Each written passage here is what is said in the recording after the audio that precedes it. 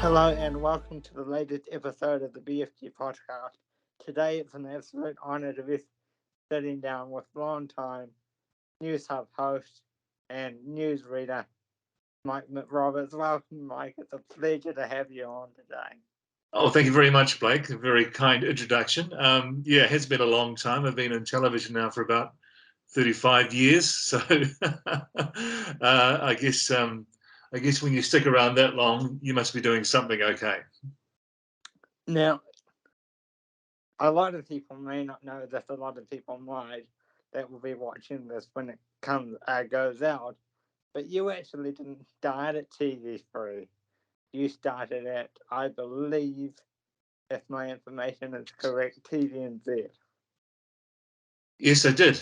In fact, I was actually at Radio New Zealand for 10 years before TVNZ. So that's really where I started my journalism career. But television-wise, absolutely. I was at TVNZ for 6 years. I started in sport, was the All Black reporter for 3 years, and then went on to the Home Show, where I did current affairs for 3 years. And then I got offered a job with TV3, which was 60 Minutes, and also back up to John Campbell, who was presenting the 6 o'clock news at that time. And then from there, I'd only been there for a couple of years, and they decided to create Campbell Live, our 7 o'clock show at the time.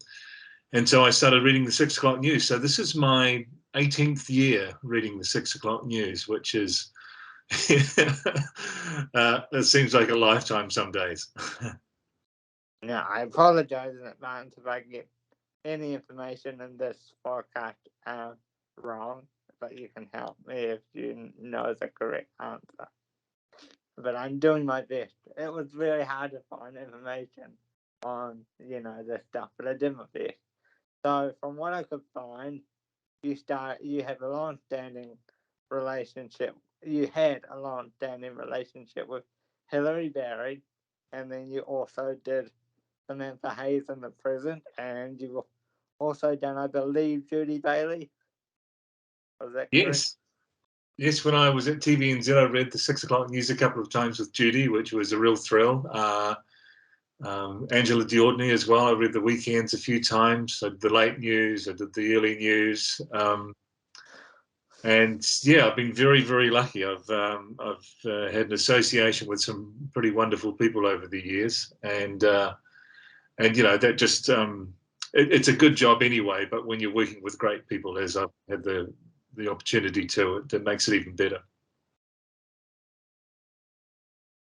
And so your legendary partnership with Hilary was very, very long-standing. It was a number of years, and that had almost ran into a couple of decades before she went on to her great work that she does now in 7 Sharp with Jeremy Wells. Another great program, So what was it like having that chemistry or relationship with her for so long, and to be able to feed off of someone with such great empathy for the job for so long? Well, thank you, Blake. Look, we sort of came together in the role at very, very similar times in our lives. So, in fact, I think both got 2 children, and I think her boys were within about a month of my son and my daughter. So we had very shared experiences in that sense. And it's a big job, it's a big job reading the 6 o'clock news. We're kind of thrown into it a little bit after John and Carol had finished up. And there was a lot of pressure on us at the start, and it went exceedingly well. And I think it just came down to the fact that we're just, normal people. And that's the biggest thing with news reading, I think, is that, particularly in New Zealand, I think Kiwis have great bullshit detectors. And we've got to be. You've got to be yourself. You've got to be real and authentic. And we were and are. And I think that resonates with an audience well. You hear a lot of things about reading an auto cue, and sure, it's reading words, but there is a skill involved in it. That's why there's been so few 6 o'clock news presenters over the years. But the other thing too that I've always said is that anyone can read the words. It's whether the people at home want to believe them or not, and that comes down to your relationship with the audience and how they look at you and how they trust you. And so for us, it was that partnership and that chemistry, but it was also built on years of reporting as well, and people seeing us out in the field and being journalists and telling stories that they had appreciated. And before we move on to some of the highlights of your career, highlights and maybe some lowlights of your career, let's just stop and say commend how well Hilly is doing in her new role at TVNZ.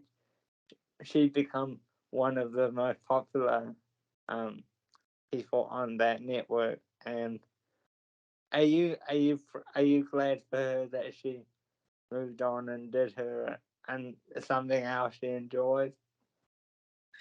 Yeah. I think the time was right for her to move on and do something else. One of the things with presenting the news, particularly the 6 o'clock news, is it's quite restrictive in what you can do and say. You can't really editorialize or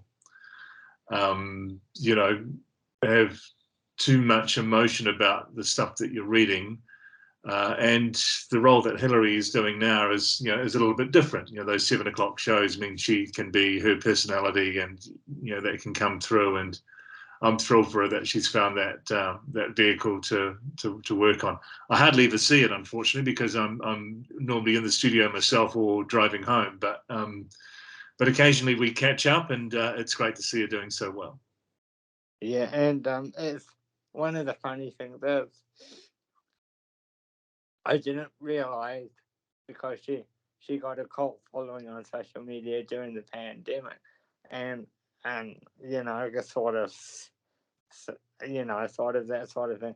I didn't realize how much of a comedic timing she had, when she didn't have to be so serious reading the news.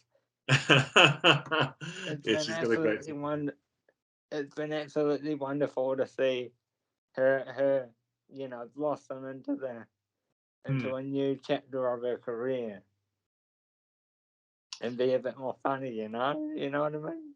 Yeah, absolutely. And she's really found a platform with social media to do that too, which is fantastic. Because quite often, I'll let you know in a little secret, I actually record both news bulletins every night, because you and Simon Dello are two of my favourite newsreader to listen to. And if I can't choose between what one to watch, I just watch. Most nights I tend to watch both, because I like seeing how your style would differentiate. Oh, that's fantastic. I'm glad to hear that. I keep hearing from people that they don't watch the news anymore. So to find someone who watches both bulletins is absolutely brilliant. I know. Sounds a bit weird, doesn't it? But not at all. It's not weird in my book, Blake. So, going back to your partnership with Hilary, sorry, we're jumping around a bit here, but going back to your partnership with Hilary, at the peak of your partnership, you had some of the highest rated episodes of Newshub or TV3 on the network in the early 2000s and going into the 2010s. So that must have been incredible as well, to have some of the highest rated nightly programs at your peak. Just a great portion of New Zealand public choosing to watch you over the other selections on the different networks. Yeah, it really was. I mean, obviously, particularly at 3, we're a commercial entity. So if we have more people watching us, that means we can sell our adverts for more money, which means there's more money for everyone to go around. And so in that respect, it's great. But from a purely journalistic point of view, there's a lot of work that goes into making a 6 o'clock bulletin. You think of all the stories that the various reporters do. The camera people shoot, the editors cut, and it's a lot of time and effort, and to know that that's going out to a really decent audience can make all the difference. And stuff that you're doing, stories that you're telling, can have a real impact. So that's always the goal for us as journalists, is to try and get our story to the biggest audience we can. Now, another person you had, and you mentioned this earlier, you had the pleasure of working with over the years, was John Campbell. And he's also gone to TVNZ, and just about as of today, finished a 3-year stint as the host of the breakfast program, and will now be the sort of executive correspondent for TVNZ. Now, what was it like working with him when he was on the other side, when he was with you guys at TV3? What was it like having Campbell Live follow you for a number of years or seasons, whatever you want to refer to it as? And then, again, also, how do you feel seeing him moving on to great stuff with the other partners? Yeah, well, when I first started, I was back up to John. So I was reporting and presenting 60 Minutes, and also my other role was to be John's backup presenter when he was away or whatever. So a lot of the times I didn't actually see that much of him, because when I was working, it was because he wasn't there.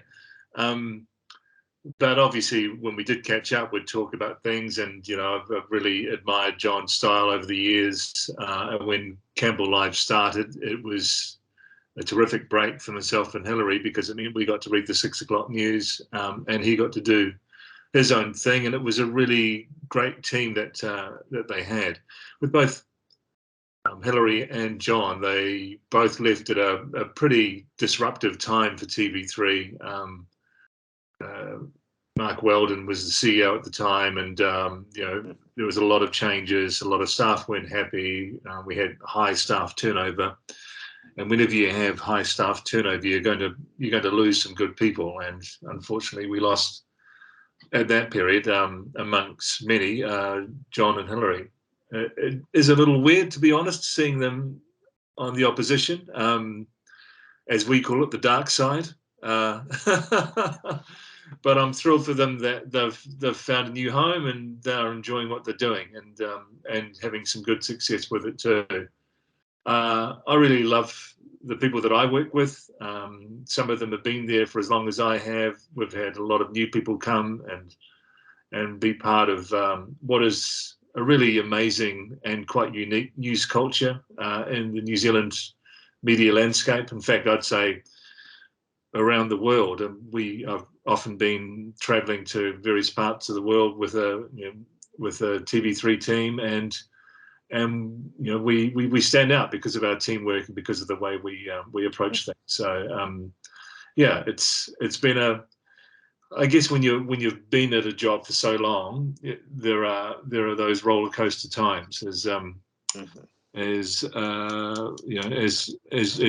well know. There's some good times and bad times.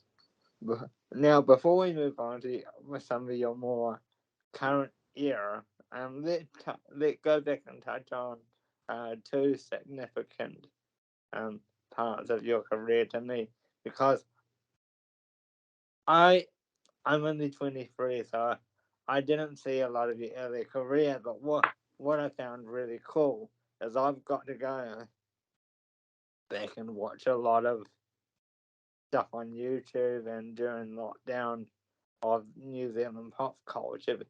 So that's how I became interested in you and Simon and Hilary and John and the like. Now, two of my favourite pieces that stood out for me was the 2011-10 and Canterbury earthquakes, and your period of time within the Afghanistan or Iraqi war, sort of, I believe it was. I might have got the area wrong, but it was some sort of war. And they were very sobering pictures to go back and watch. They're very vivid to me, especially the war story. What was it like being in the middle of that in the early 2000s? Yeah, it was career defining for me, really, Blake. One of the reasons why I went to TV3 from TVNZ was that the then head of News and Current Affairs, Mark Jennings, said that he would seriously invest in my career, and by that he meant opportunity. And so I left TVNZ on the Thursday before Easter, so my anniversary is coming up very shortly, actually. Left TVNZ on the Thursday before Easter, and on Good Friday I was presenting the 6 o'clock news at TV3. I'd never even been to the building, so I had to ring the receptionist to find out where it was. So and back I read with Carolyn Robinson, I think, that night, who is also on 7 Sharp as a reporter these days. But that was in 2001, and so a few months later, of course, we had 9/11. While 9/11 changed the world, it also changed my world dramatically. It was incredible. So I ended up covering, the so-called war on terror. So over the space of 10 to 15 years, I went to probably a dozen different conflicts, including Afghanistan, Iraq, Lebanon, Gaza, many times. Also in the Pacific, East Timor, the Solomon Islands.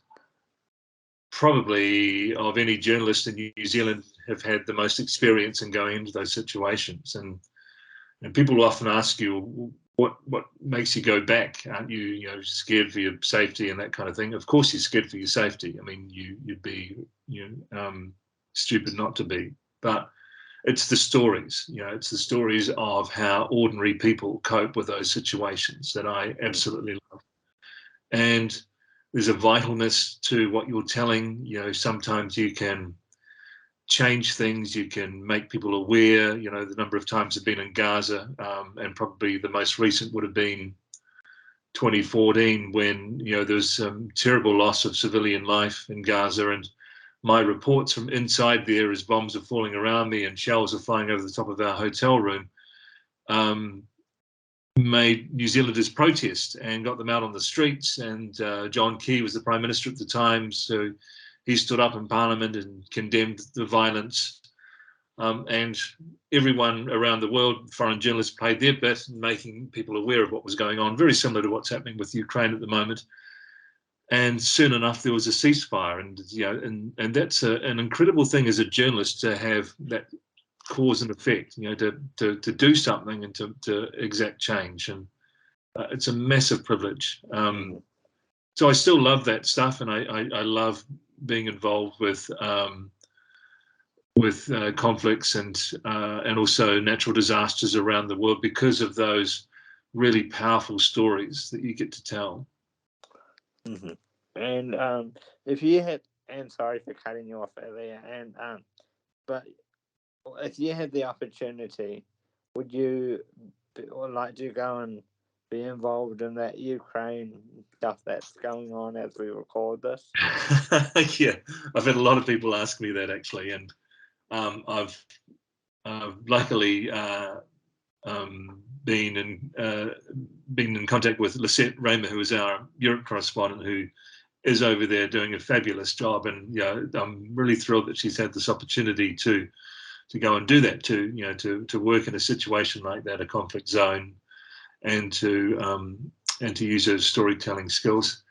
Yes, I'm interested in any kind of conflict like that because of all the reasons I mentioned before.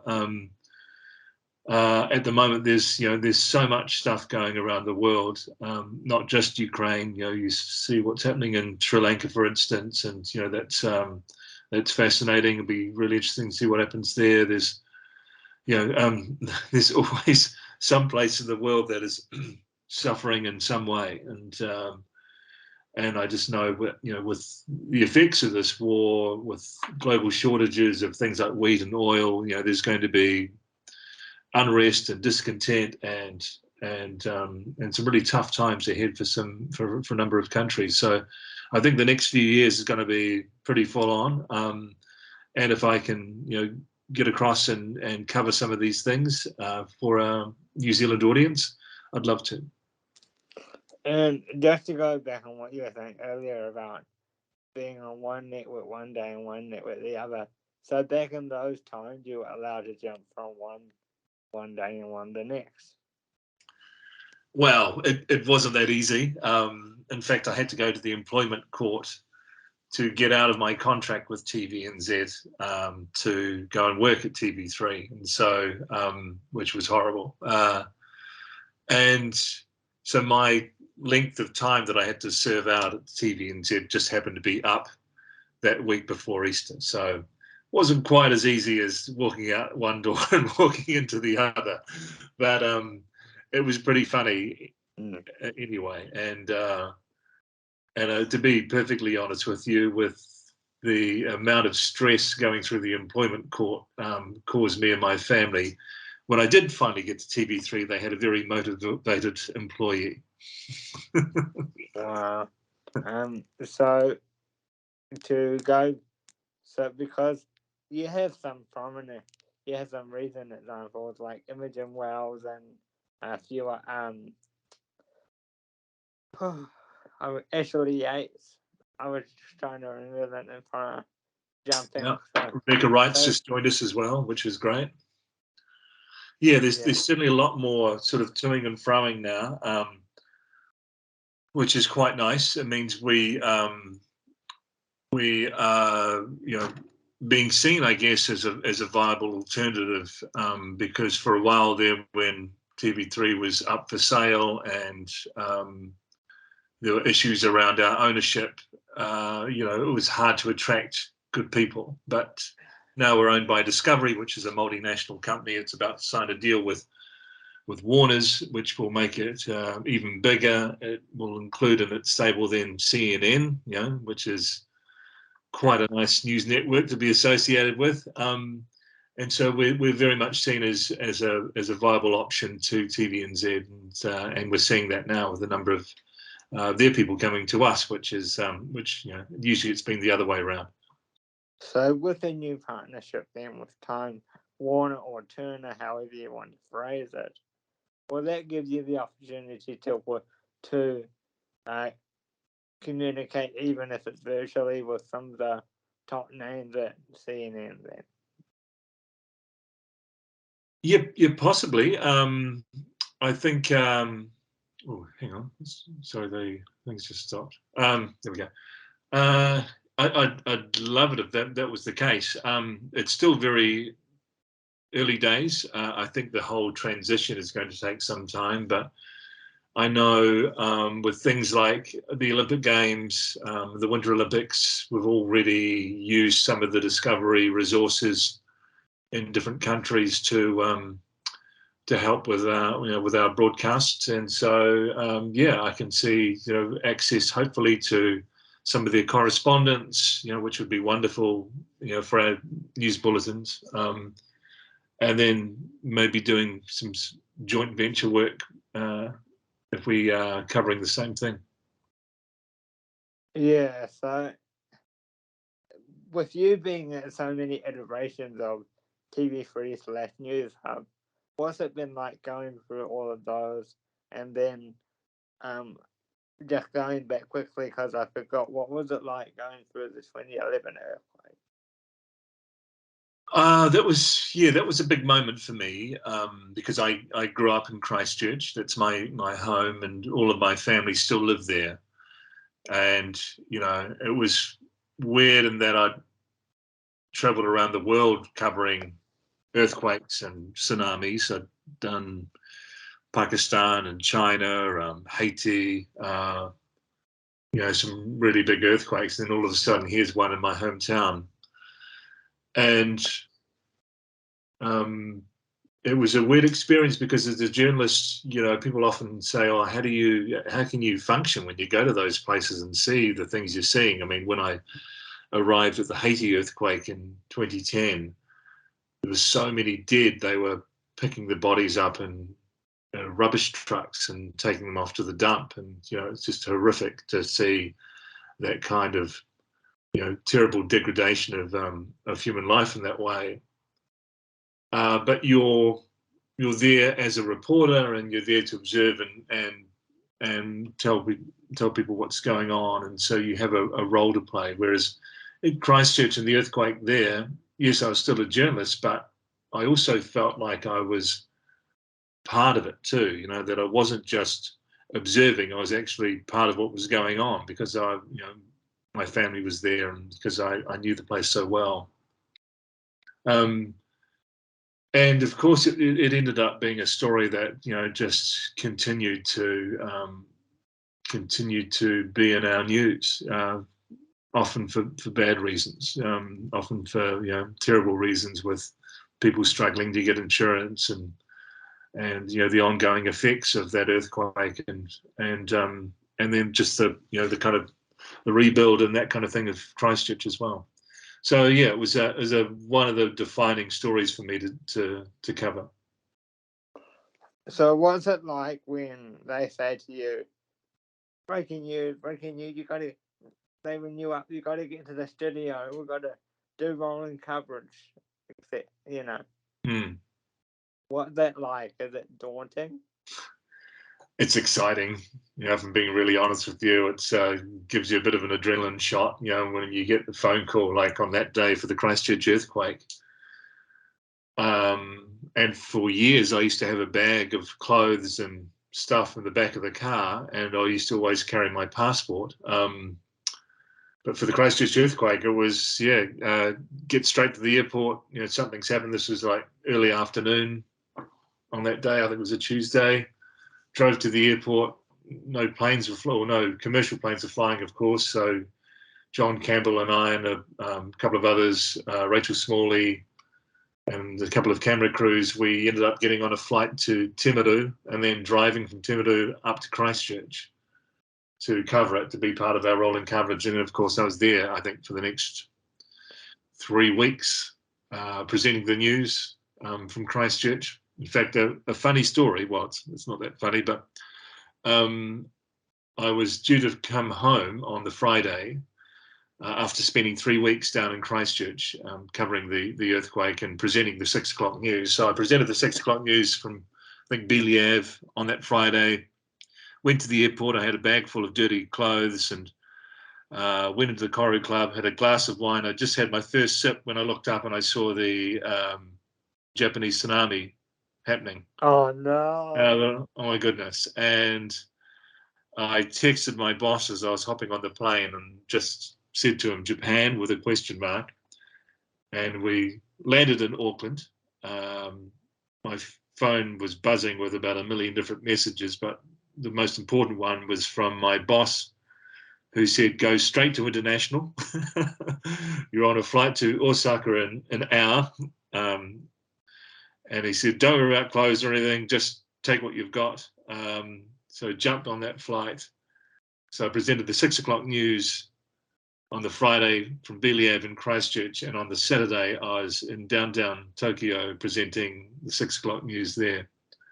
And then ended up staying for another week to cover that until we all had to clear up because of the Fukushima concerns about the nuclear reactor. But those are the kind of crazy times that you have. That's the nature of news. You never know when something's going to happen. And so when you looked up and saw, and I'll try and get through these last few comments so I can let you go. So when you saw that, when you looked up and saw Japan, were you thinking, oh no, here we go again?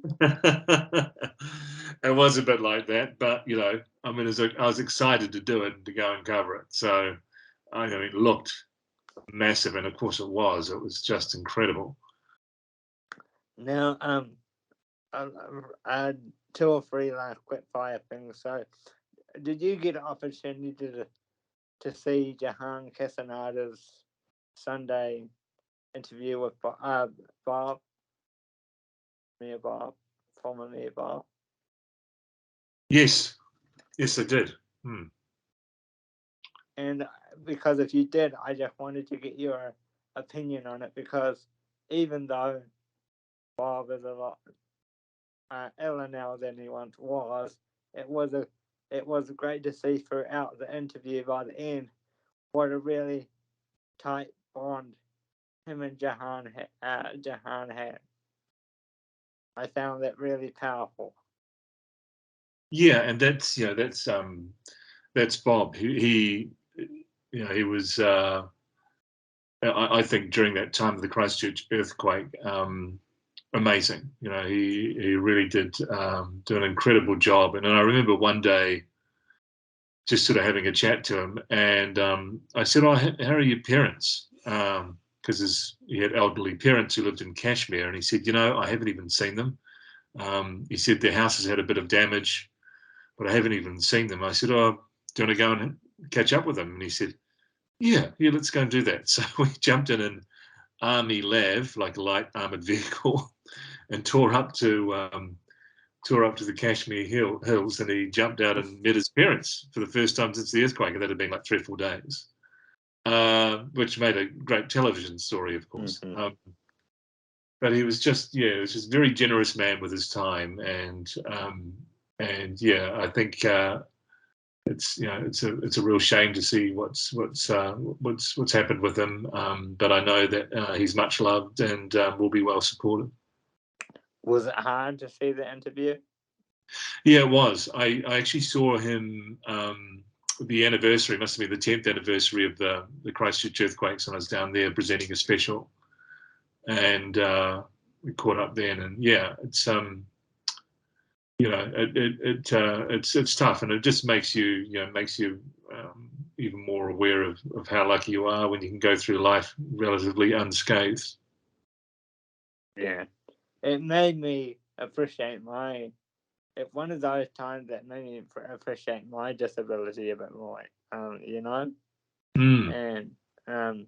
even though I've got my challenges, I still try and make the best of every day. And it Absolutely. really, I've got a fantastic friend, Michael Lloyd, who's blind, and we have run 4 New York marathons together. I'm his guide, and those are, of all the things I've done in my life, covering wars and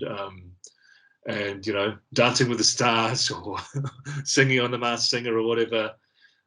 Crossing the finish line at Central Park in New York with Mike beside me is one of my greatest achievements. And I just, anytime you have the opportunity to talk and be with someone who has a disability, you learn so much, and I've learned so much from Mike. Let's close with your charity work and your appearance on The Masked Singer. So I understand that you do a lot of charity work, and for another friend of a friend, I've been liaising with a friend of yours, Rachel, who you do charity work with. Oh yes. And so her friend has a friend that is a friend of mine, and we run a Facebook group together. We run a football Facebook group together, and I was telling him how I was interested in interviewing you, and he said, I've got this friend, Rachel, who used to be a journalist, and they do some charity work together, etc., etc. And his name is Jonathan, and he said, "Oh, I've gone and I was trying to track you down, and it was quite difficult. It took me a few weeks, and we were trying to get to you through her, and then we were trying to see if you had social media, etc. But you turned all that off. That was quite a mission. And then I thought I'd try email, and then your old email didn't work because it was MediaWorks. And then I finally got to you when I changed the code to newshub.co.nz. It finally went through, and I thought, because I was starting to think, oh, I'm not going to get this interview done, because I don't mean to make you feel obligated, but you were one of my main targets. So it was like, oh. Well, I'm glad you got through. I've kind of over the years. It's one of the funny things, with this role, and I took it with my eyes wide open. But when you are in the public spotlight for so long, it can have quite an effect on you and your family, your children, partners, that kind of thing. And it's not even so much a lack of privacy. I feel like I have reasonably good privacy because I'm a private person. It's more a lack of anonymity. You can't go anywhere without people knowing who you are, which some people think that would be a great thing when you've had that as a life experience for 30 odd years. It's just you constantly feel like you're being looked at. So I decided a while ago that and then obviously with COVID and then anti-mandates and things like that, just the whole social media thing just got too much of a drain for me, and I decided to get off it. And you know what? I haven't missed it a single bit. I guess I'm going for a bit more of a simpler life, but I'm delighted that someone with perseverance like yourself and a little bit of nous can track me down and get a hold of me. It's been a real thrill to be able to chat to you. I totally get that, but it made it very hard for them. Anyway, so before we go, The Masked Singer, how did that come about? Just to close for a bit of fun. Well, I'd done Dancing with the Stars with the same production team, and so and someone, I'm not sure who, had let slip that I enjoyed singing, and so they just approached me, and I thought, well, this is great because that whole privacy thing, people don't even know you're doing it until you get kicked off. So I thought this is perfect, and then when they gave me the suit, which was a giant orange ruffy, what on earth have I got myself into? But it was really good fun, and I love those shows. I love shows like Dancing with the Stars and The Masked Singer. They're good family shows. There's no real drama. It's not like some terrible thing that's happened in maths or or even some of the other reality shows at the Block and stuff like that. They're just all a bit too much for me. But I think Masked Singer, Dancing with the Stars, good family shows. The other shows I really like cooking shows. So I've said to the bosses at so do I. If you want to do a Celebrity Master Chef, I'm there. Maybe I might win one of these things. Was it a good experience? Did you enjoy it? Yeah, it was great. Although weird because you never really got to spend any time with the other contestants because we were very much secret to each other. So like you'd arrive, you'd be picked up from a park somewhere. It was a bit like being abducted, or I kept waiting for someone to furnish my family with a ransom note or something because you'd be picked up from the side of the road at a park. You have to wear a mask, a hoodie, and bundled into the back of an old, kind of 4-wheel drive, and then cloak and dagger you're taken to a studio, which they didn't blindfold us, but they may as well have. And so it was a very strange experience, but a good one. And I think I hope that they have another series of it. It'll be great. I'll have to ask Susie Cato about that because I've got her coming up in the series. So I have to ask what it was like for her. Yes. Yeah. Well, like me, she'd done Dancing with the Stars beforehand as well. So yeah. I'm sure she can tell you how it was similar, but not quite. Yeah, similar So but different. that's coming up on the channel for anyone watching in the future. So thank you for coming on, Mike. I'll get you to stay there. But to the viewers, I'll say goodbye. Don't forget to click the notification bell and subscribe to BFG Podcast on YouTube. And we'll see you on the next one.